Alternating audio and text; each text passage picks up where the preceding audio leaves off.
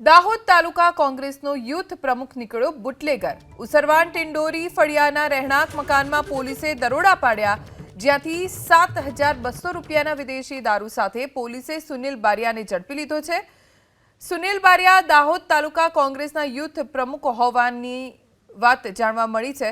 અગાઉ સુનિલ ટીઆરબીમાં પણ ફરજ બજાવતો હોવાનું સામે આવ્યું। જો કે પોલીસે દારૂના જથ્થા સાથે ઝડપી આરોપી સુનિલને જેલ હવાલે કર્યો છે।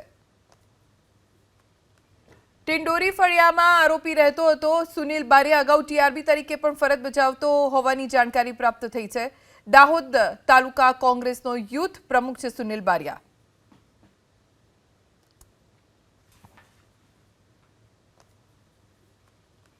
ટિંડોરી ફળિયામાં આરોપી રહેતો હતો સુનિલ બારિયા અગાઉ ટીઆરબી તરીકે પણ ફરજ બજાવતો હોવાની જાણકારી પ્રાપ્ત થઈ છે।